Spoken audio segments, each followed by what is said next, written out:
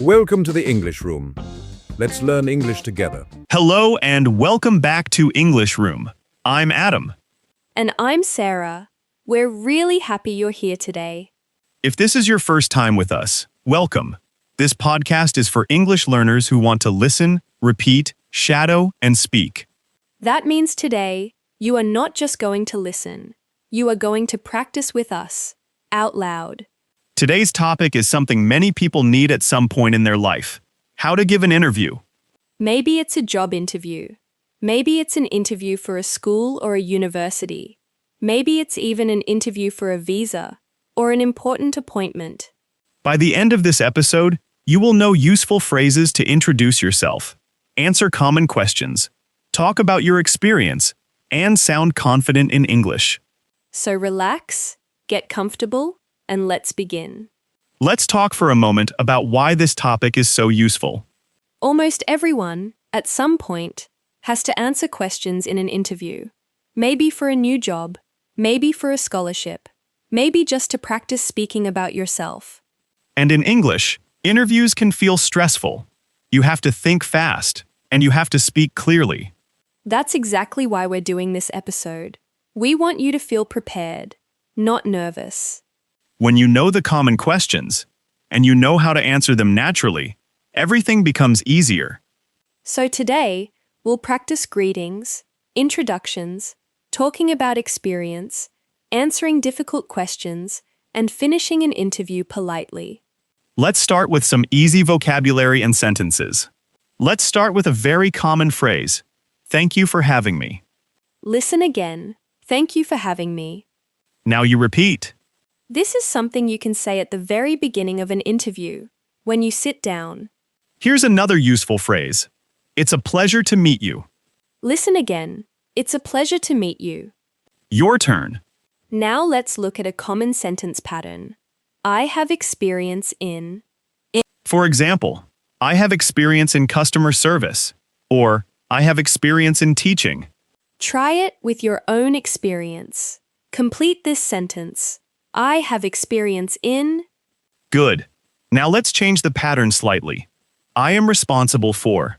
For example, I am responsible for managing the team, or I am responsible for answering customer emails. Complete this one. I am responsible for. One more useful pattern. I would like to. For example, I would like to improve my skills, or I would like to work in a bigger company. Try it. I would like to. These small patterns are powerful. You can use them again and again with different words. Let's do some repeat after me practice now. Listen first. My name is, and I am currently working as. Now you repeat. Sometimes I say, I recently graduated from university. Your turn. Listen, I am very interested in this position. Repeat.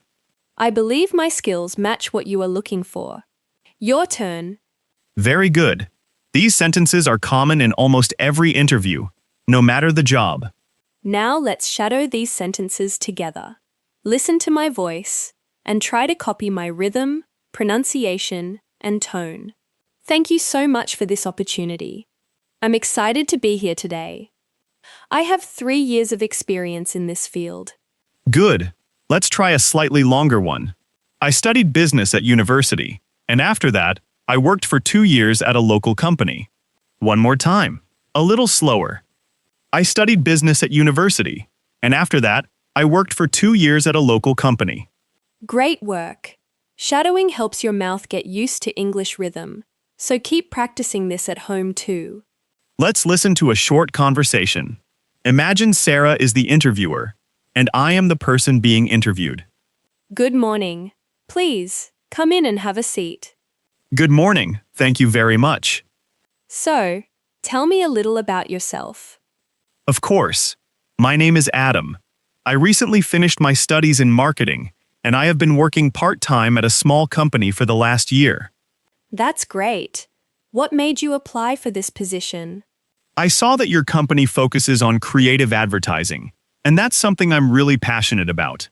Thank you, Adam. We'll get to more questions in just a moment. Let's pause here. and look at a few useful expressions from that conversation. Notice how I said, "Tell me a little about yourself." This is one of the most common interview questions in English. And notice how I answered with my name, my background, and then a short reason why I'm interested. Let's practice saying, "Tell me a little about yourself." And now, try answering that question about your own life. Just a short answer is fine. Nice. You're already sounding more natural. Let's look at something important. When we talk about our routine, we use the present simple. For example, I usually work in an office. But when we talk about past experience, we usually use the past simple, or sometimes the present perfect. Listen to the difference. I worked at a restaurant for 2 years. This is past simple. It's finished. I have worked in customer service for 5 years. This is present perfect. It means the experience continues until now. Let's practice both. Try this. I worked as a... Now try this. I have worked in 4 years. This small difference is very useful in interviews, because interviewers often ask about your past jobs and your current skills. Let's practice some sentence starters. Complete this sentence. My biggest strength is... One thing I'm proud of is... In my last job, I learned... Take your time with these. There's no need to rush. The goal is to build the habit of speaking in full sentences. Now let's listen to a short story. Try to understand the general idea first, and don't worry if you miss a word or two. Maria had an interview next week for a job at a hospital. She was nervous, so she decided to prepare carefully. First, she researched the hospital.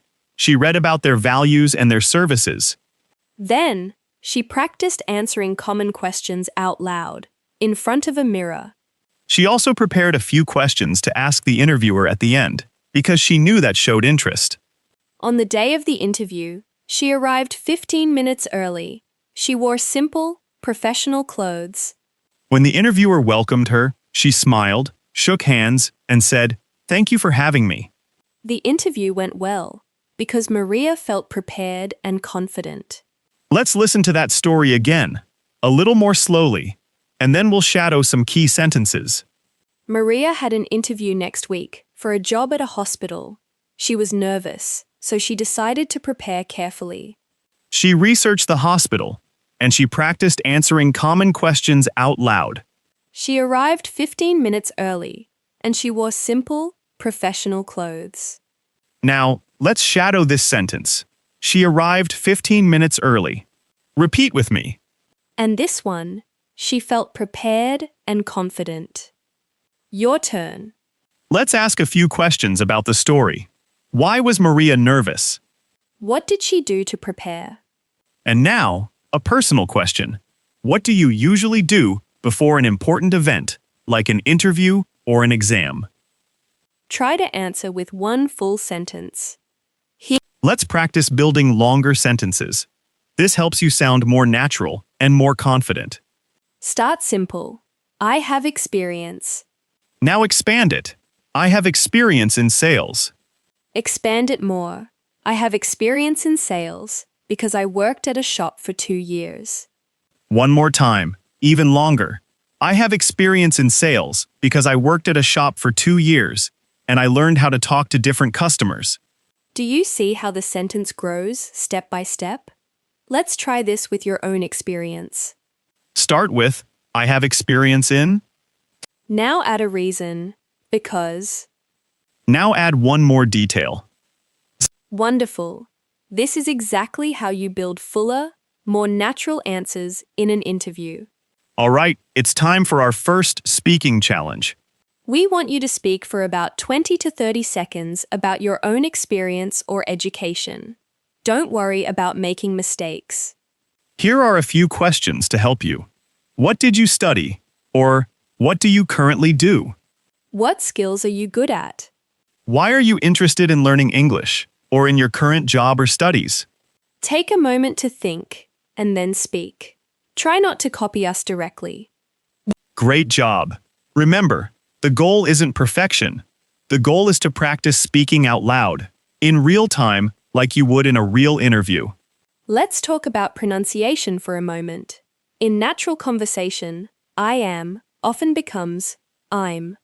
Instead of saying, I am currently studying business, you'll usually hear, I'm currently studying business. Let's practice that. Repeat after me. I'm currently studying business. Another common contraction is I have, which becomes I've. For example, I've worked in this field for 3 years. Repeat that with me. Also, notice the word stress in experience. We say experience. The stress is on the second part. Let's say it together, slowly. Experience. These small details make your English sound more natural and more confident. Mini conversation 2. Talking about strengths and weaknesses. Let's listen to another short conversation. This time, the interviewer asks about strengths and weaknesses. So, what would you say is your biggest strength? I would say my biggest strength is communication. I enjoy working with people, and I listen carefully. That's great. And what about a weakness? Honestly, I sometimes take on too many tasks at once, but I've been learning to manage my time better. Thank you for being honest. That's a very useful skill to develop. Let's pause here. Notice how I answered the weakness question. I didn't say something negative without a solution. Exactly. I mentioned the weakness, but then I added what I'm doing to improve it. This is a very natural and confident way to answer. Let's practice. Complete this. My biggest strength is... Now try. One area I'm working to improve is... You're doing great. This kind of honest, balanced answer works very well in real interviews. Let's listen to another short story, this time from a different perspective. Daniel walked into the office and felt his hands shaking a little. It was his first interview in English. The interviewer smiled and said, "Please, sit down. Would you like some water?" Daniel said, "Yes, please. Thank you," and he started to relax a little.